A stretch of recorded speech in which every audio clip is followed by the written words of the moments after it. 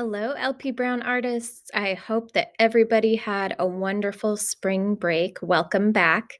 This week, our prize winners are Cianara T in Miss Christensen's class and Riley S in Miss Bowden's class. Congratulations, you two. We are heading to the country of Germany for our art over the next couple weeks. If you look at this map, you'll see us in Olympia, Washington, the United States of America. We're going to fly across the Atlantic Ocean to Europe. That's this big area. And zeroing in on the country of Germany. Germany, which is also called Deutschland in German, is a country in the middle of Europe. The capital is Berlin, which is also the biggest city. You might recognize the name Berlin. And Germany is known as the land of poets and thinkers. There are famous artists, writers, musicians, and scientists, including Albert Einstein, if you recognize that name. Here you can see their flag.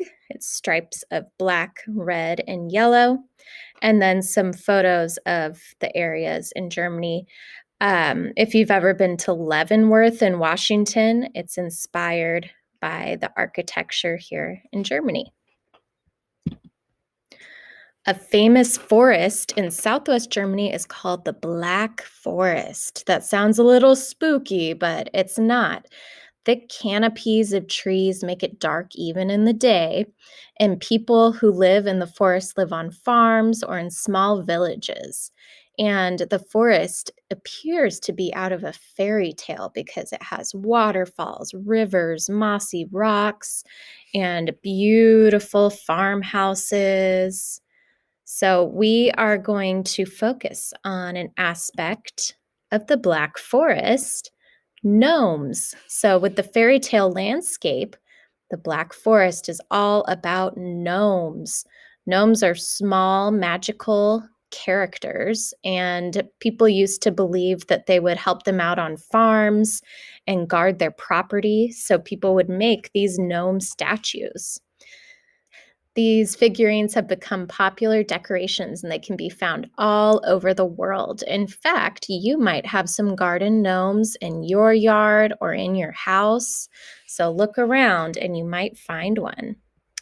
Today, we're going to design our own gnomes. So, picturing that the gnome is living in that beautiful black forest in Germany, grab a piece of paper and something to draw with, and we will get started. All right, I have my piece of paper and a marker. I recommend starting with a pencil just in case you make a little mistake or you change your mind. I'm going to start with marker just so you can see clearly. I am going to draw two different gnomes on either side, one a little more masculine, one more feminine, because typically the gnomes have the big gray beard, but we can create whatever type of gnome that we want. All right, so starting towards the top of your paper, you're going to start with a big nose. And the nose is like an egg shape. And you want enough room for that pointy hat there. There's the egg shape.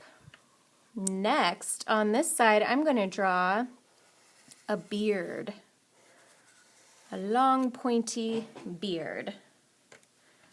On this side, I'm just going to draw a face.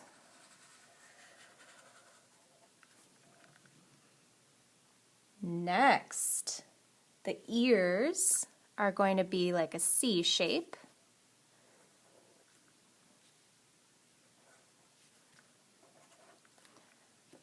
And then the hat goes right across, and it's kind of low on their faces. And then the hat is a pointy cone shape. And it doesn't even have to reach all the way to the top. See how mine kind of hangs over?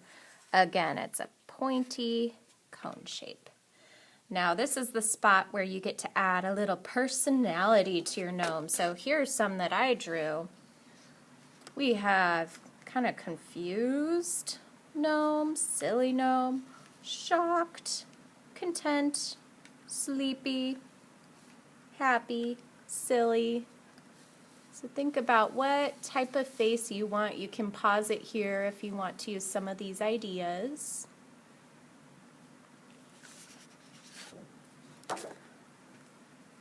I'm going to do kind of confused gnome on this side, so 2 dotted eyes, and then his big eyebrows kind of hang over here. One is going to be a little higher than the other because he's a little skeptical, a little unsure. There's his mouth. This one over here I think will be Sleepy Gnome. Eyes are closed.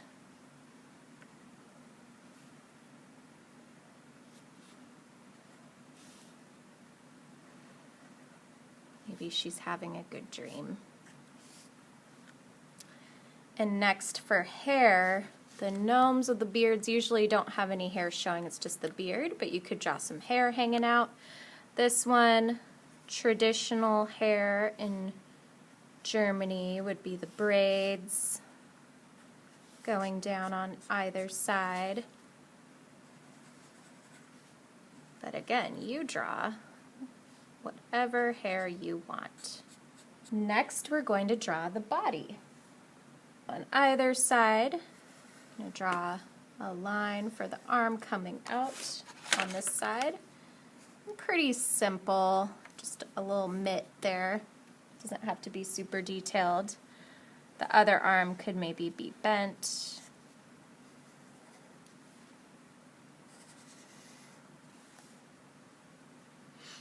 And then they wear this kind of gown looking thing.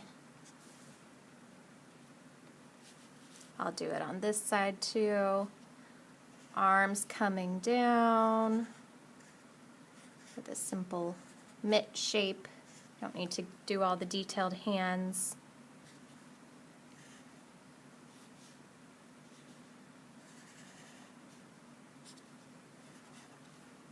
And then they both wear that gown. I don't know what you'd call it. I'm sure there's a name for it. And then some simple legs going down here.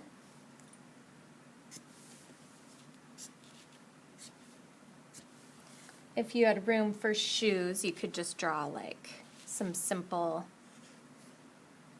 feet showing there, but I don't have any room for shoes. Next, you can draw your background. So I have my horizon line here. They have those magical looking mushrooms in the Black Forest with the red and white. So you could draw some mushrooms, you could draw trees, whatever you want.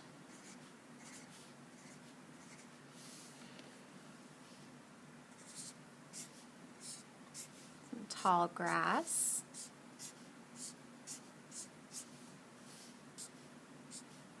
And add some lines for texture.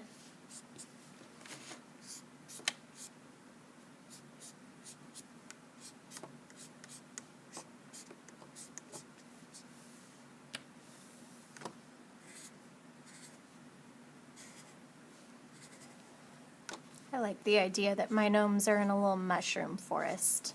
That's kind of fun. Okay, and then a lot of times they'll have their belt. I forgot to add that. You could do a little belt across with the buckle, or no belt, up to you.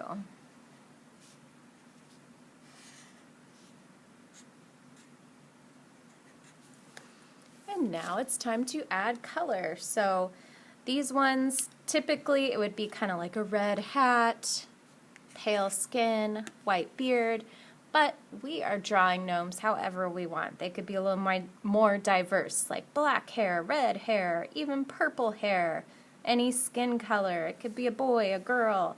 So color it however you want. Have fun with it.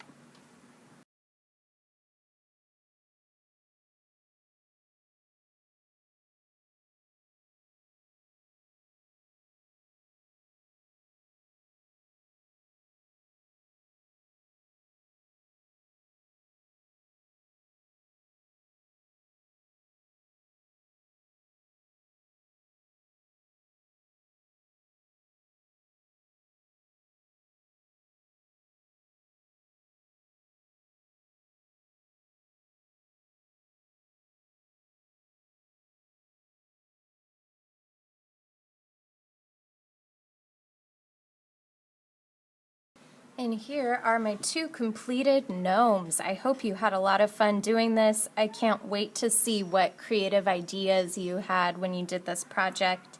Make sure you share it on Schoology. I'm looking forward to seeing it.